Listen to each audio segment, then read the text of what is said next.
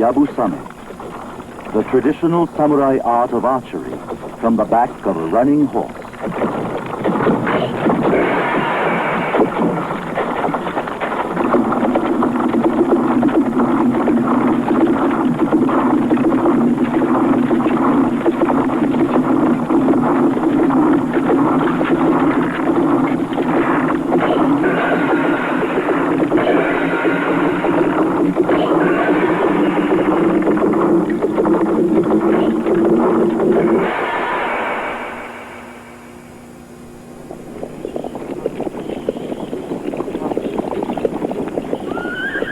The samurai warriors of ancient Japan lived with a philosophy unique in the annals of mankind. It was to pledge their very lives as an act of loyalty to their lord. To sacrifice one's life for his master was for the samurai the most glorious death. And so they lived each day with a constant desire for beauty in death.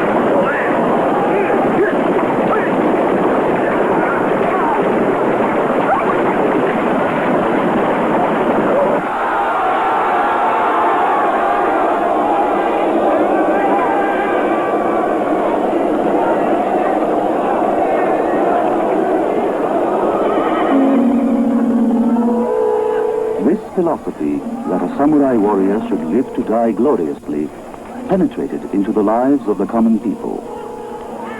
It is through this philosophy, this spirit of the Japanese, that Budo, the martial arts of Japan, including Kendo, Karate-do, Judo, and Aikido, have been handed down to this day.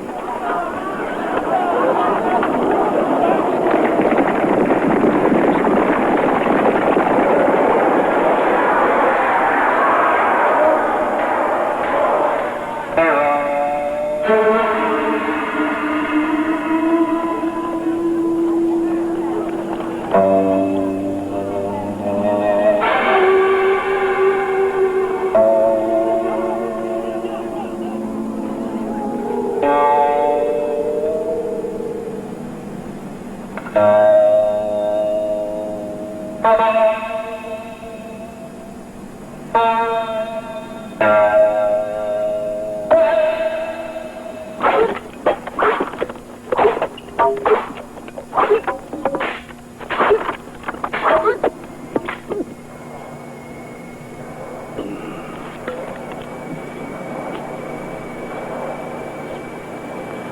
Japanese sword is the symbol of Budo, and the cutting edge of its blade is said to be sharper than that of any other in the world.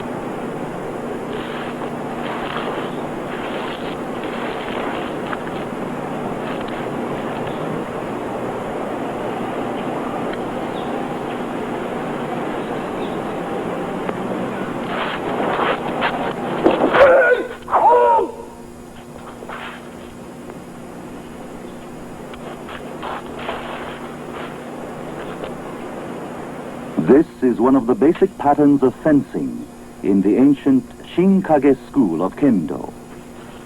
The object is to avoid the opponent's sword and to reply instantly to his blows. As real swords are used, great skill is required, as the least mistake means certain death.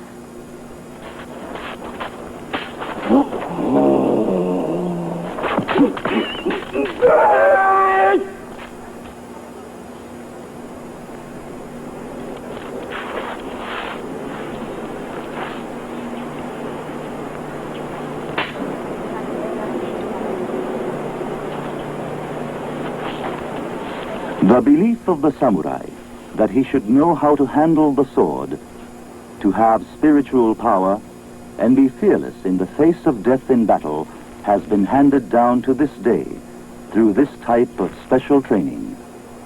Training which must be continued day after day.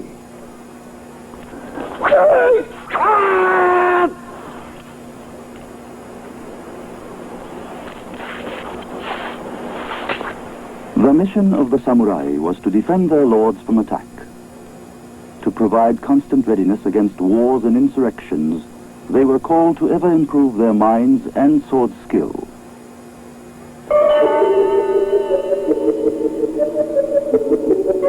Japan is blessed with the four beautiful seasons: spring, summer, autumn, and winter, the variety of which gives various influences upon the human mind. Through this benevolent gift of nature, the Japanese have been imbued with the spirit of Budo.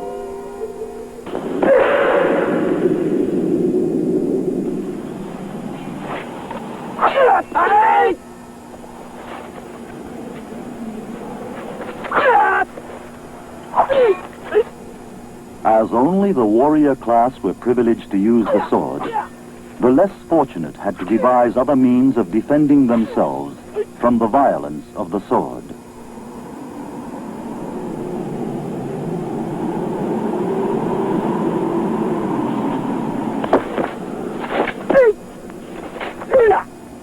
The master demonstrates the use of the tatami tempe. It is made of deer skin, and it is elastic enough to absorb even the sharpness of the Japanese sword.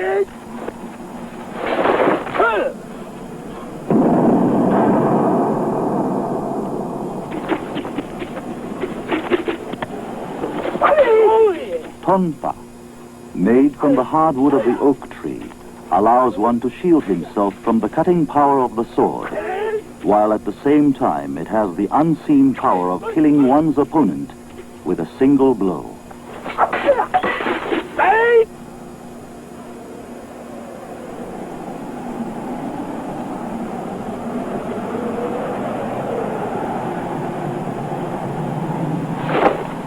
The Japanese sword is a fearsome weapon which can kill in a moment. Thus it was that those without the sword required devices and means with which to cope with the deadly blade.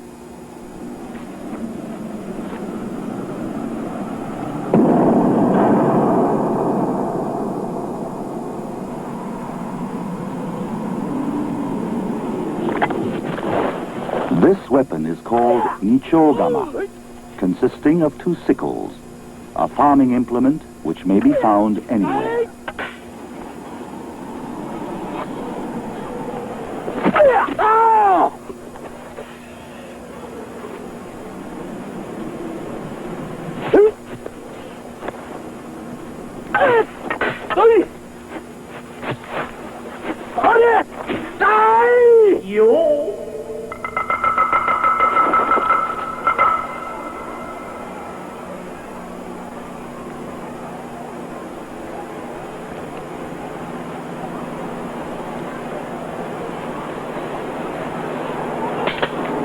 Defeat in the face of the Japanese sword meant certain death.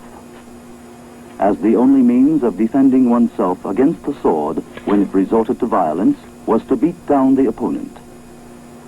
It was therefore vital that one had to train himself severely to master techniques surpassing the samurai.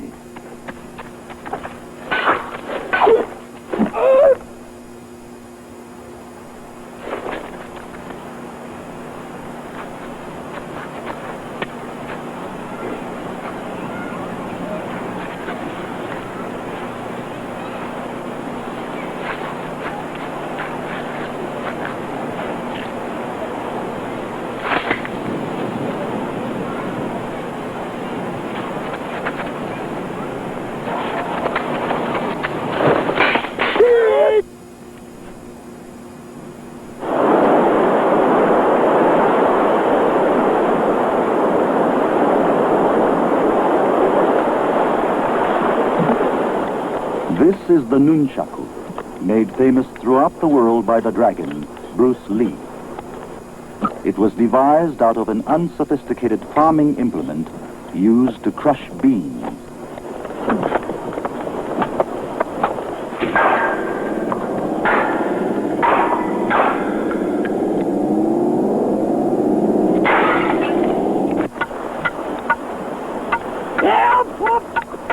Thus, the common man developed various weapons in response to the need to protect himself from the violence of the sword.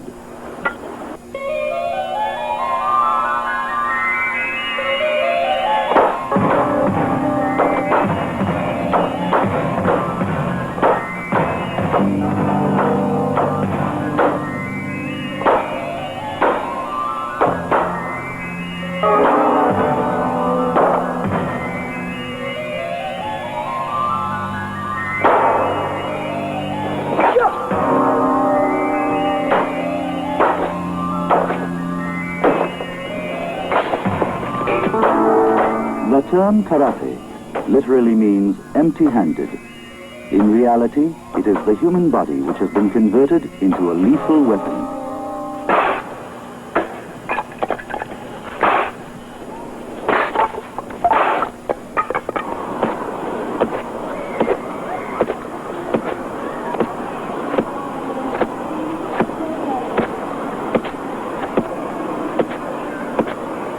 Through cruel physical training, and with it the cultivation of a dauntless spirit so that one can stand any pain, the entire body is converted into a steel weapon.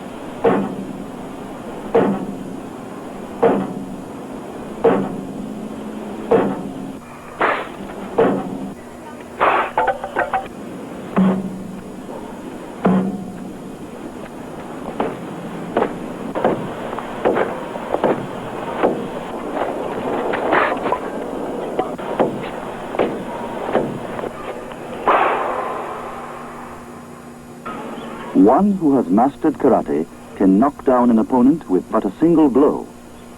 The process to attain this mastery is long and tedious.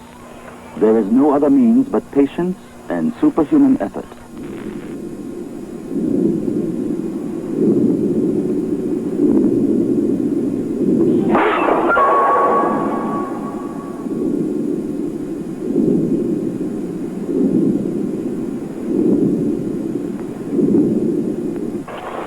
No amount of training can be said to be enough.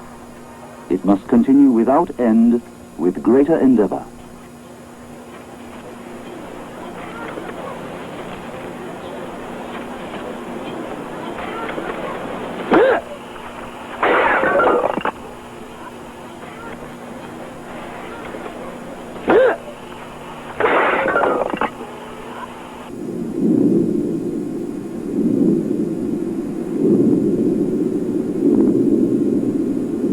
His hands, strengthened and steeled through severe practice, can cut as a sharp-edged knife. Once he concentrates his full mental powers on a given target, his hand shows its true strength.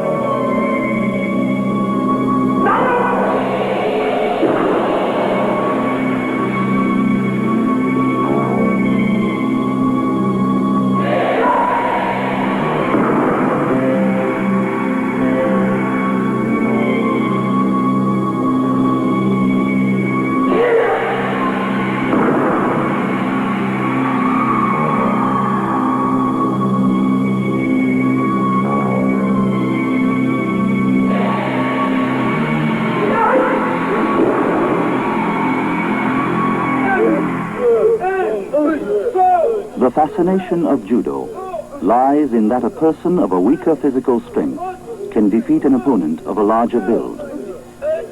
Judo is a simple hand-to-hand fighting technique devised by the unarmed for the purpose of self-protection.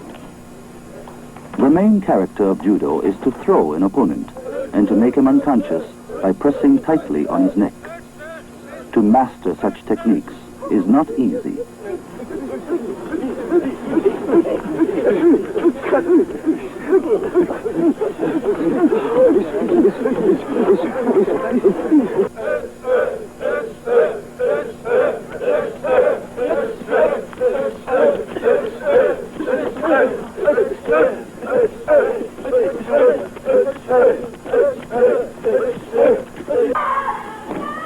It goes without saying that the indispensable factor in judo is the training of the body.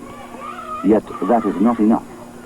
It is vital that the mind is adaptable to the training of the body.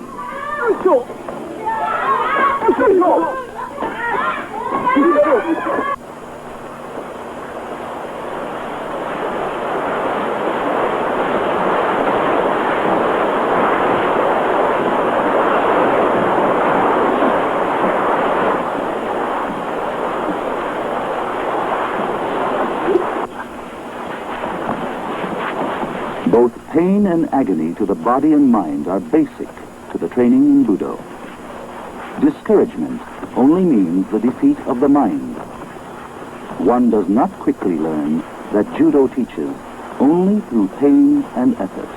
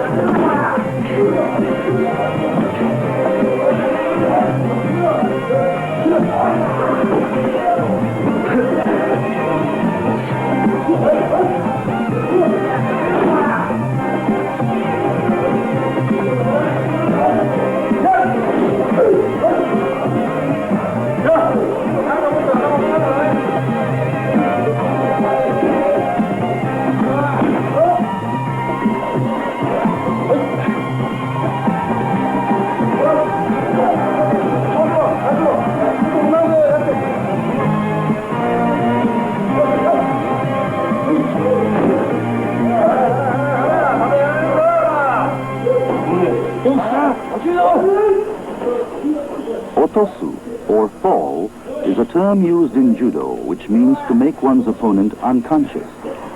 Should one lose consciousness through an opponent's momentary violent pressure to the neck, choking him, he will die if left alone. The student of judo strives to improve both his mind and body, constantly aware that his very life is in the balance.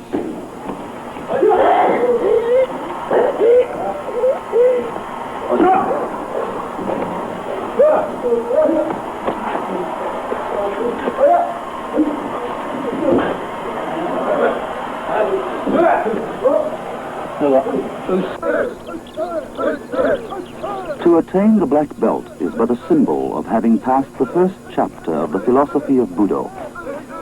If one becomes self-conceited about his black belt, he will in no time be defeated by one greater than he.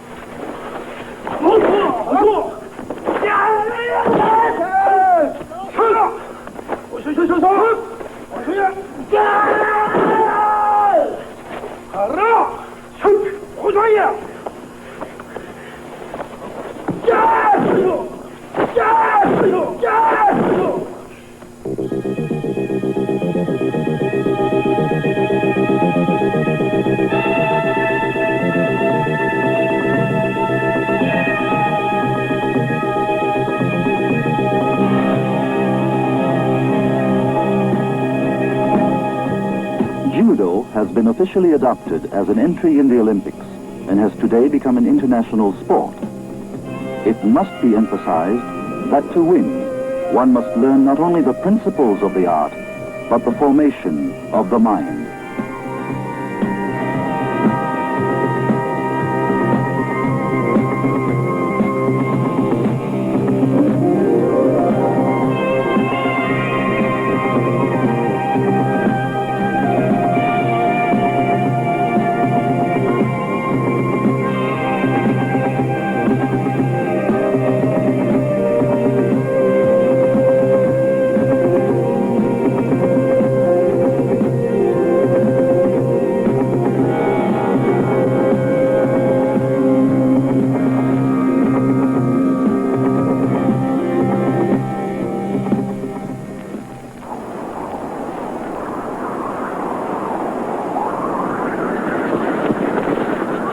This is naginata. It is a weapon with which the opponent is literally swept away.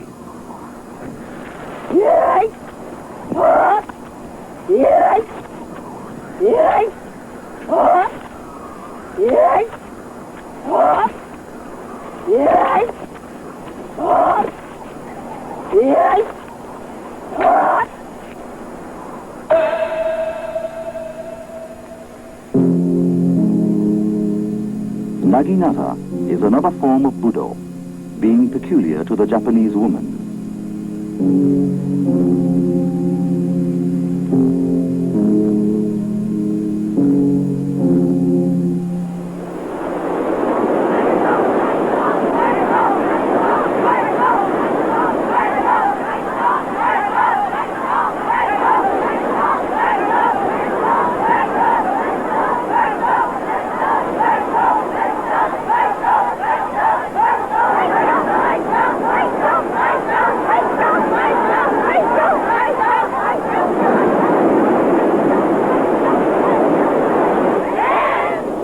Naginata is a weapon used in cavalry battles in the Middle Ages.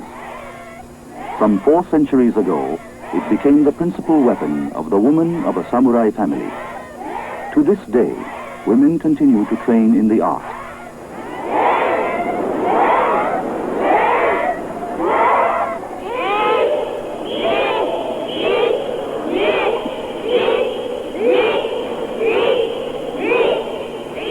The polishing of the training hall is but another way to purify and strengthen the mind of the trainee. The women brandish naginata in their pursuit of spiritual beauty rather than physical strength.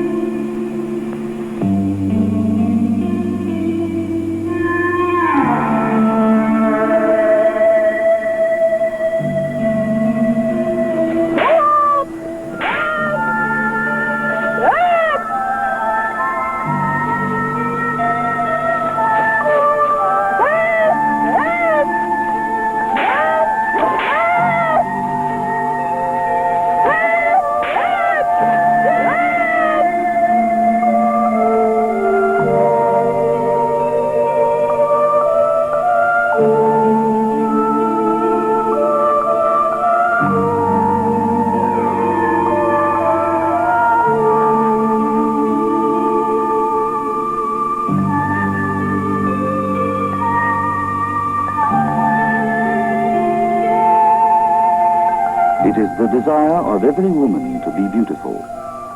In naginata, the essence of beauty is not merely in appearance, but in the harmony of sensitivity and reason.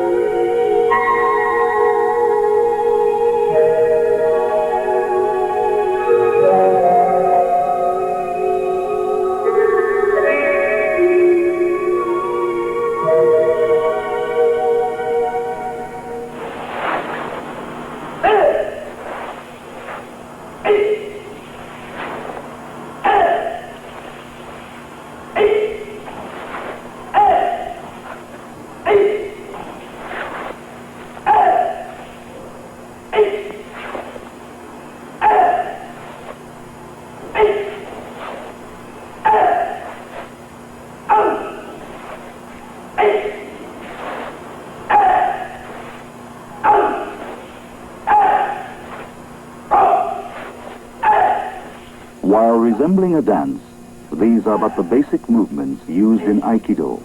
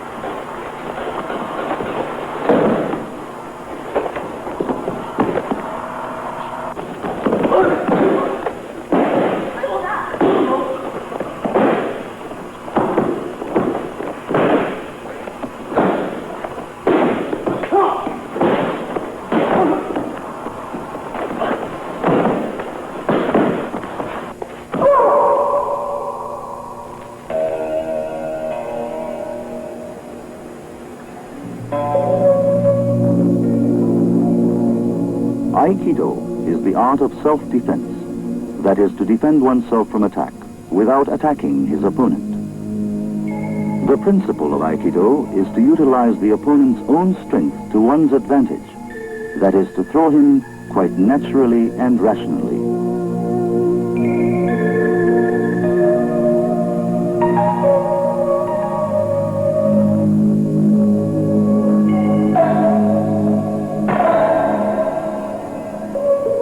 Avoid a falling rock.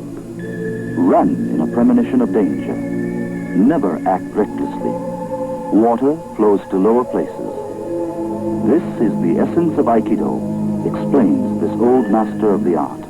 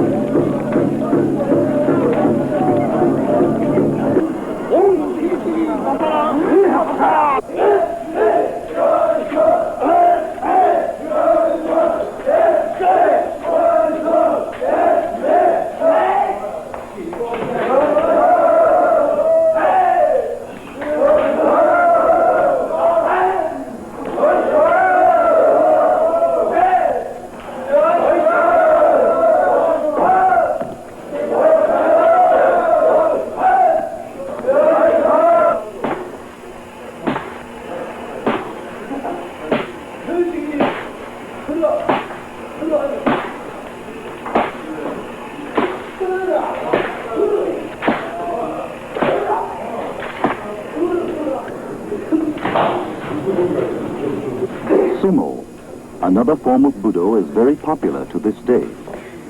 It is a scuffle match in which the wrestlers bump violently at each other until one is forced out of the ring.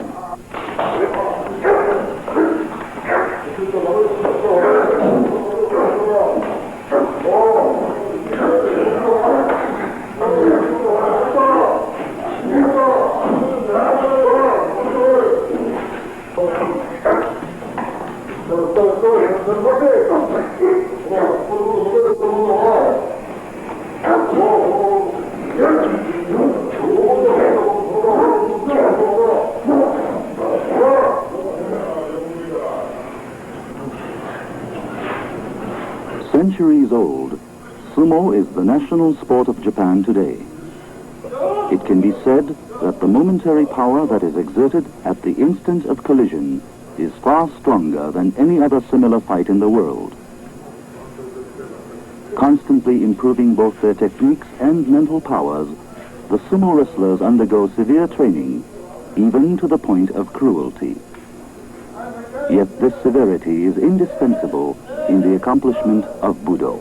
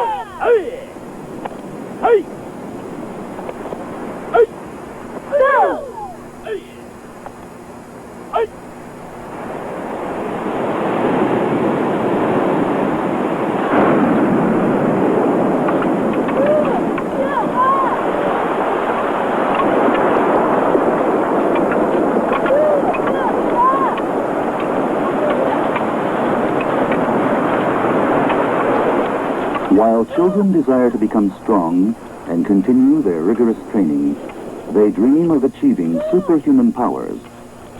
Their purity of mind and intention permit them to accurately learn the various techniques. As long as there are successors as these, the art of Budo will be handed down through the ages.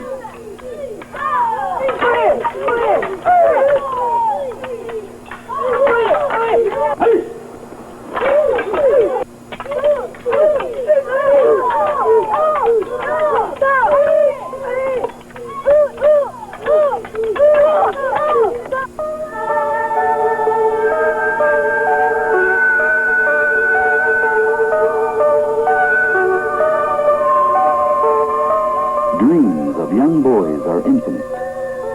The new dawn rises on yet another tomorrow.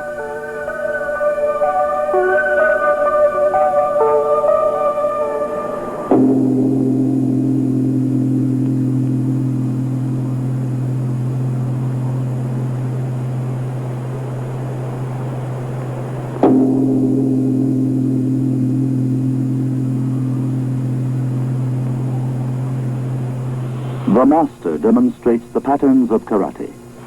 Every muscle, every fiber of his body acts in perfect unison with his mind.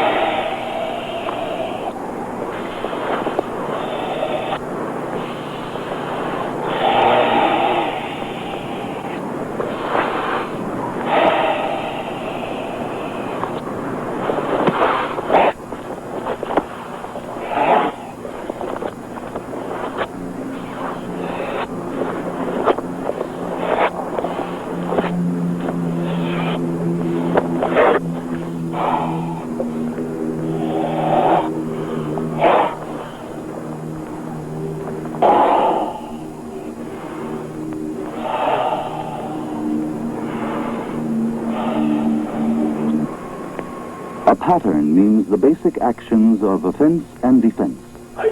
Actual fights are applications of such basic actions.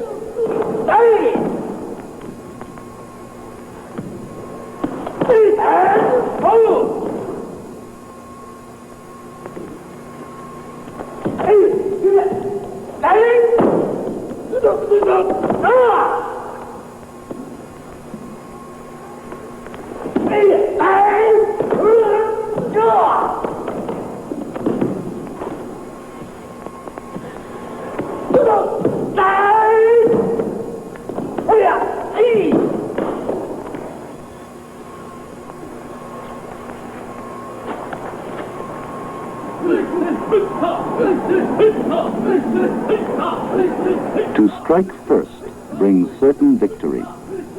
This is an all-important lesson of Budo. With its principle being the destruction of an opponent with one blow, karate is no exception from this rule. It is therefore that the training must be extremely severe.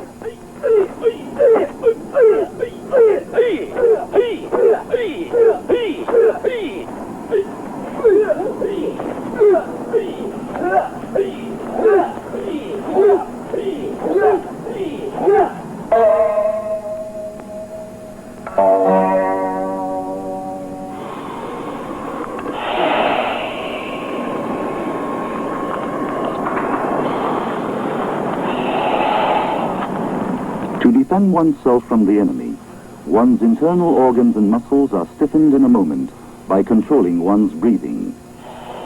In the next instant, he can act offensively through the momentary power. The secret lies in the fact that one's entire body becomes a weapon.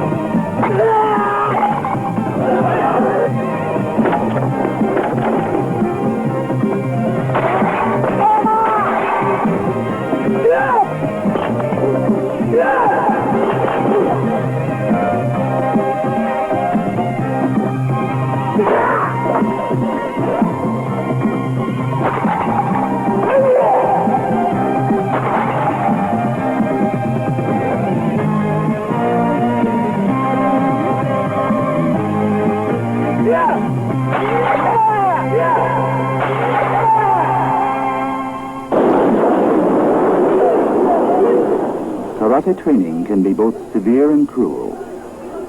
Yet a sword can take away a life with one swing. In order to be victorious over the sword, karate trainees must plunge themselves into the cruel practices which at times seem thoughtless and reckless. Only in this way can they truly learn for themselves.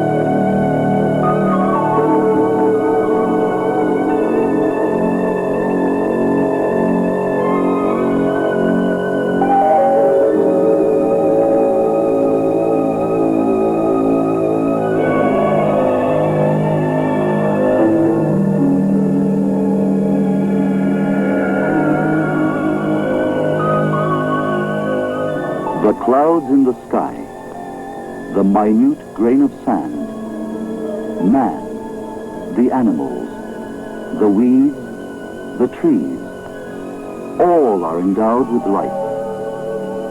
The small and the large, the weak and the strong.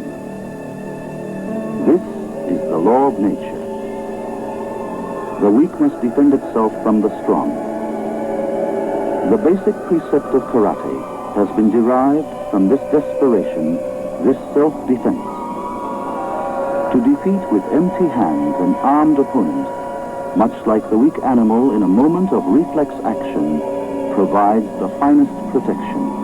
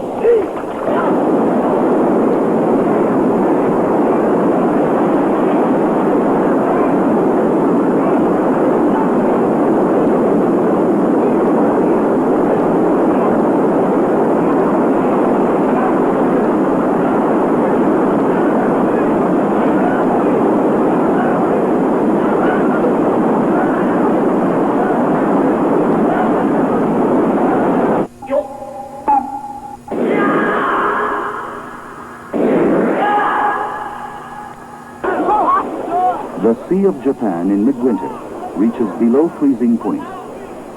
The trainees struggle with nature.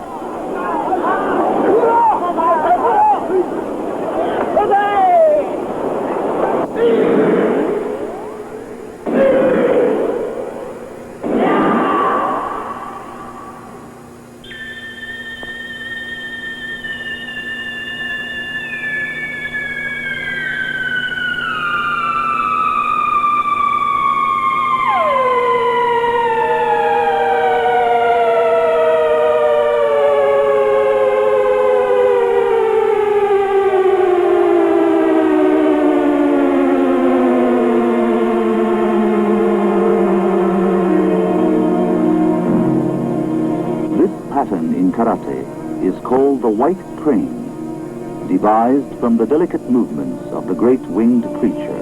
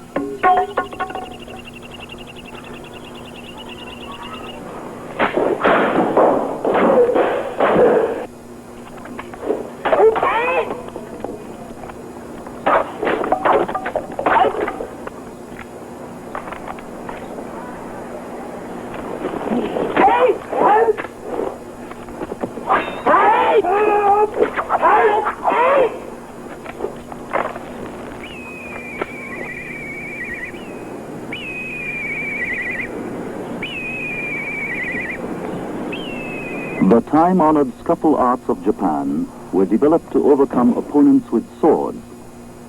The natural enemy, therefore, was the sword and the samurai who used these swords. Although the Japanese sword is synonymous with the soul of the samurai, it became a source of great fear, one that changed both human character and social situation.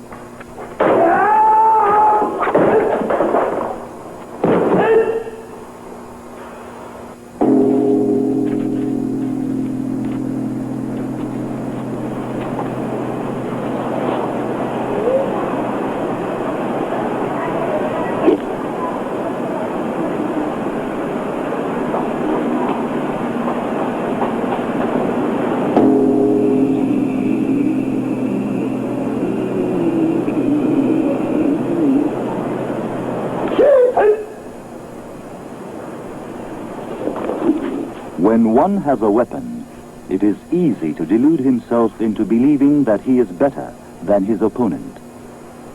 To be a samurai means to avoid this self-conceit and to constantly train oneself to face death. While they fight freely with wooden swords, should one of them forget to hold back just before making a hit, the other would be maimed for life.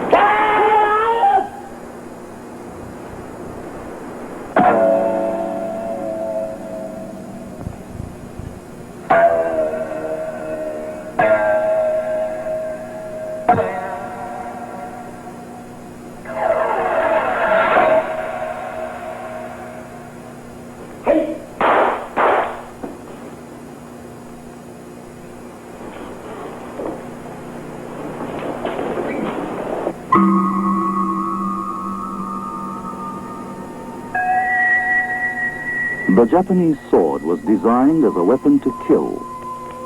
Yet the Japanese sword was at the same time a work of art. And so it was that the user could become either a good man or villain of his own choosing. The training teaches one how to live and how to die.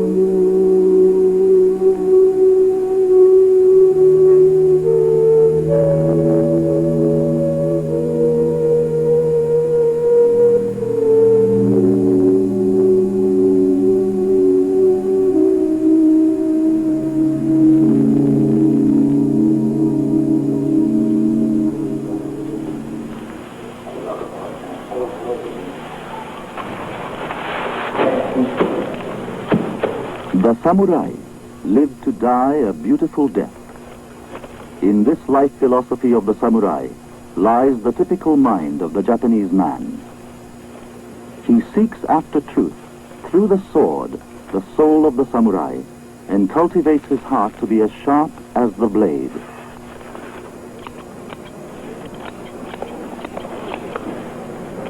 These are the stalks of the rice plant, the staple food of the Japanese. They are bundled together and dipped in water for 3 days.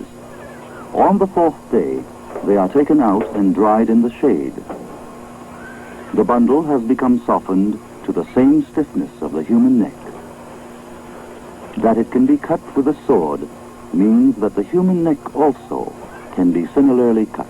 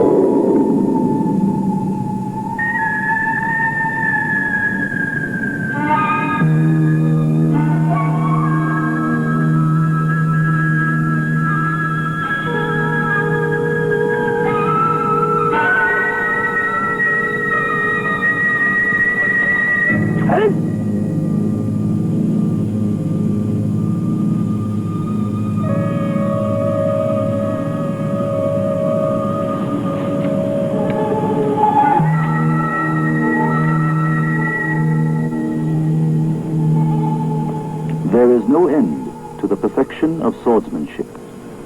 The swordsman is often racked by solitude and mental agony, but there is no escape from constant practice.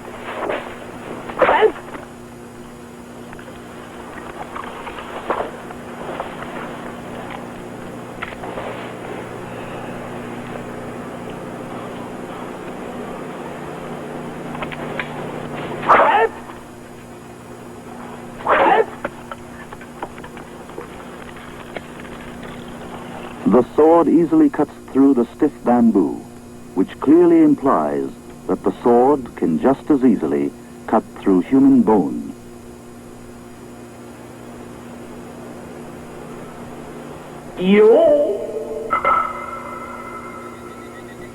What urges him to practice kendo? Not even he himself knows the answer. He only knows that life itself is a constant struggle. His desire is only to live life purely and with sharpness, like that of the sword.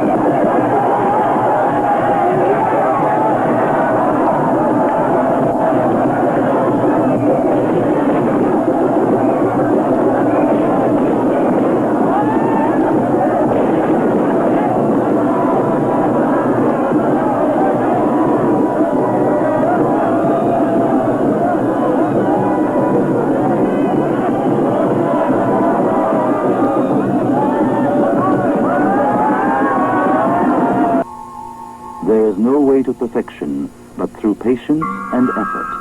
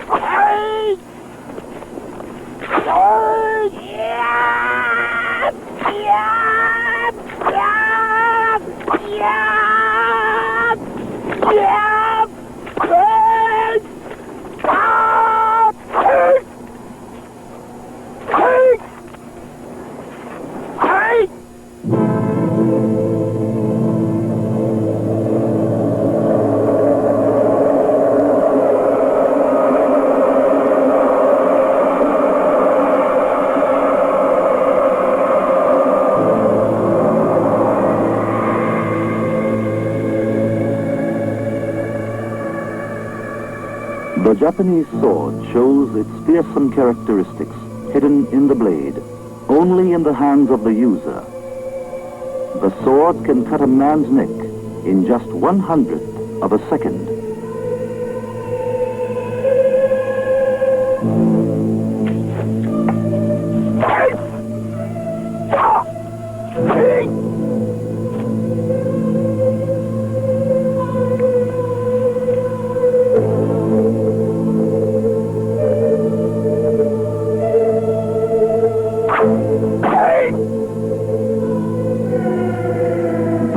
The shocking 1/100th of a second.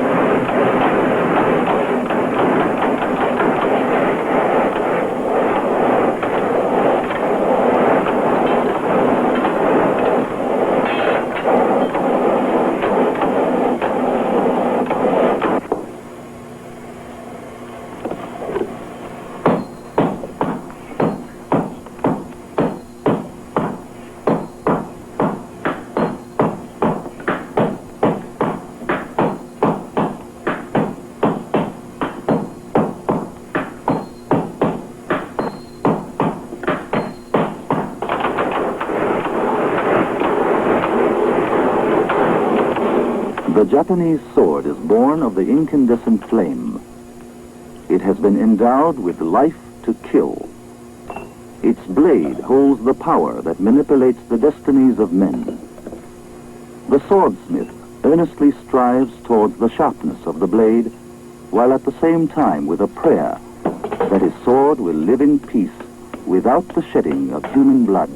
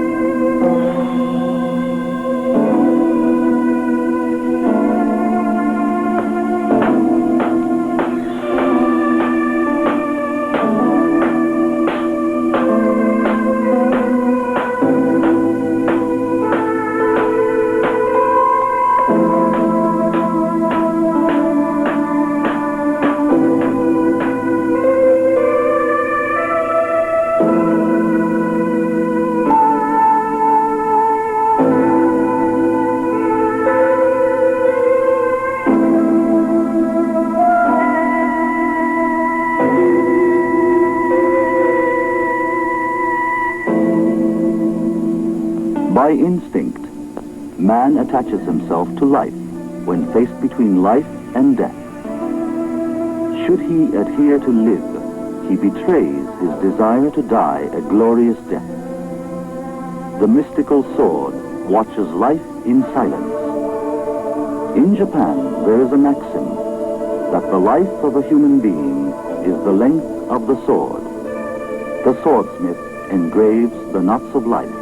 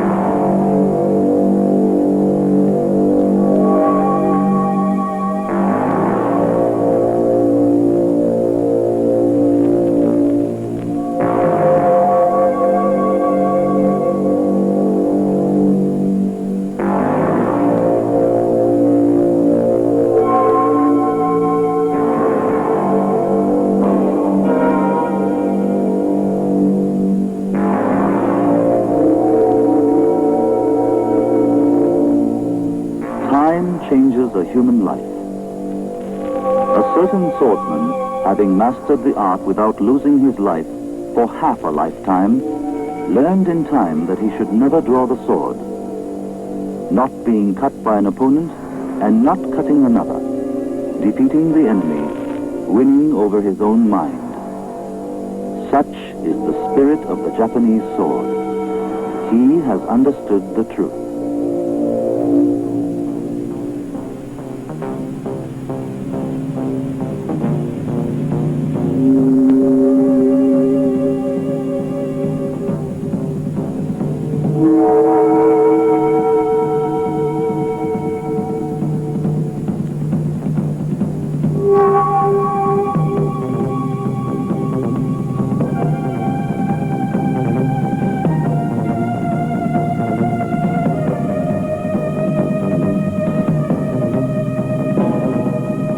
Only when his mind accepts the inevitability of death at any moment can one truly understand that the sword should never be drawn. Through the severity and cruelty of the training, one arrives at the truth of Budo, to live life in peace without violence. It is only at the instant separating life from death that the spirit of Budo becomes crystal clear.